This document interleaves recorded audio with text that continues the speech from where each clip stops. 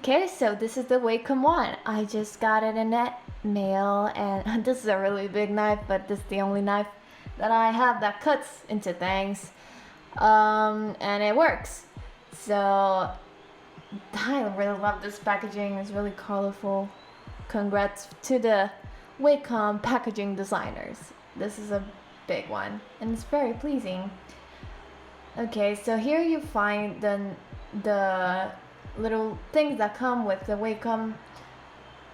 I would say most of those programs I won't use because I'm stuck with Photoshop. I already subscribed, and there's no way out.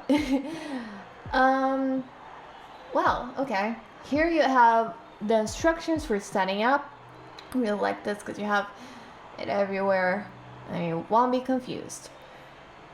Okay, so here, this is pretty. This is probably just for so the screen is not gonna scratch and that kind of stuff. I like it. Yeah, it's just the size I expected it to be. It's a 13-inch, I would say. I'm pretty sure it is. Screen. It's about the size of my computer screen. It's pretty big, but not huge. So it's very light and you can carry it around if you travel a lot. I travel a lot, so this is perfect. So I can carry in my bag, and you're not gonna have it stuck to your office table forever. Like if you had a Cintiq are way bigger than this.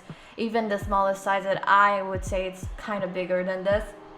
Here you have a little pouch for your pen, and I like the design of this. It's sleek. It doesn't have press keys, which is the downside, but here you have already built-in support for your tablet, which I like, and you have the little switches for your pen inside, so you're never gonna lose it, which is great. So moving on, the pen is light, very light. I would say this is the lightest Wacom pen I've ever held. It's not you don't have to charge it, which is the good part, but the design is not all black like most Wacoms, which I don't like. I would say make it all black and it's better. I think they have an all black option, but if you buy it from a general store, you're not gonna have that. This is my bamboo pen, which is way heavier. I had it for 7 years, and well, I would say it's my favorite because of how heavy it is. Even though the switches are not inside, I would always lose the switches. But I like how heavy and big it is. If you have a big hand, bigger pens are way better, and where you're like, it's gonna make your drawings more stable. This is the Intuos pen. I would say it's a little bit heavier, but not too much than the Wacom one. It's lighter than the bamboo. It's heavier. It's just the same size, but I would say it's heavier because inside of the Intuos, you're gonna have the part that opens. The other pens don't open, but the Intuos opens on this part, and inside you're gonna have the switches for it. So also you're never gonna lose the switches because they're all inside the pen.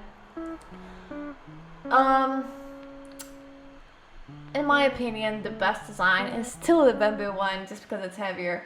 But if you have the Cintiqs, they are really cool. They're really heavy, even though you have to charge them, which is the downside of it. This is okay, yeah, I like it. This compared to the tablet, I would say it's a good size. It doesn't change in size from all the other Wacom pens, just the weight. Okay, let's put this here, set it up. Okay, further inside the box, you're gonna find more instructions. These ones are for setting up the cables. Those are a lot of cables. I would say that's the downside of the Wacom, the part that I really don't like. You have USBs, you have HDMI. Is it how you pronounce it? Yeah. and the power cable, and the cable that connects to the Wacom. So you have about 4 cables, and all of them have to be connected to the tablet at all times, or else it's not gonna work. And it doesn't work with Bluetooth. It doesn't work with just one of the cables. It has to be all of them, and it kind of sucks. So if your power goes off in your house, you're not gonna be able to work with your Wacom one. This is the power cable. It's pretty heavy side. This is the instructions to set it up. More instructions. You have instructions everywhere, and you're not gonna get lost with this. And if you do, just call customer service like I had to do.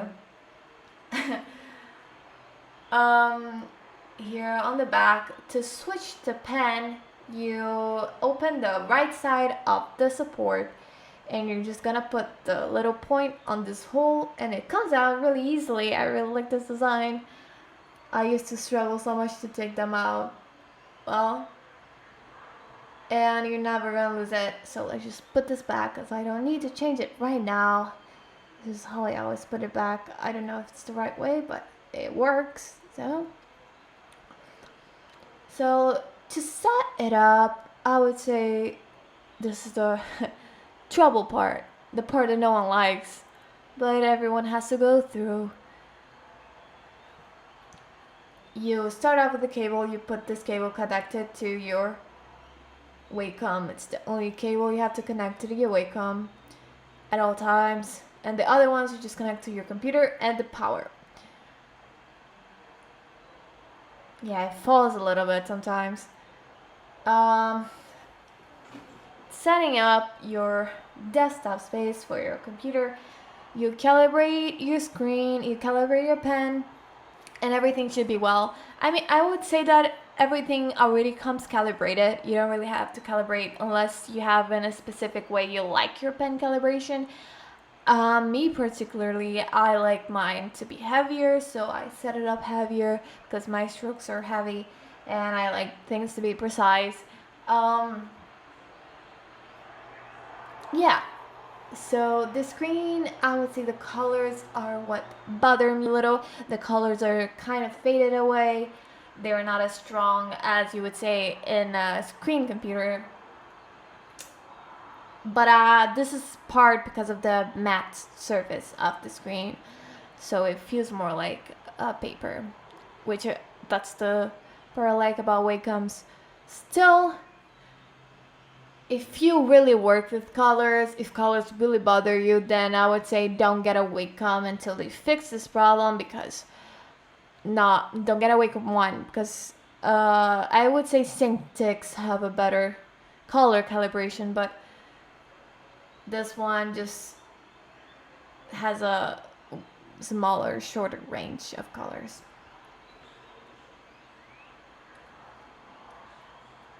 And okay, setting up, I had my own issues because I have a Mac. So if you have a Mac, I would tell you not to buy a Wacom one, because usually you're gonna need an adapter, and adapters are really expensive, and I had so much money to expand with just this purchase.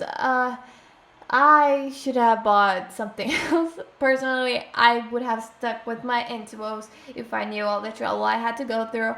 I'm really happy I got a Wacom one. It's a great purchase I made, but maybe the money I ended up spending with it, I could have bought like an iPad just with the adapter that I had to buy for it.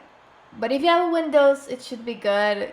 I recommend you get a Wacom one. It's a great drawing tablet.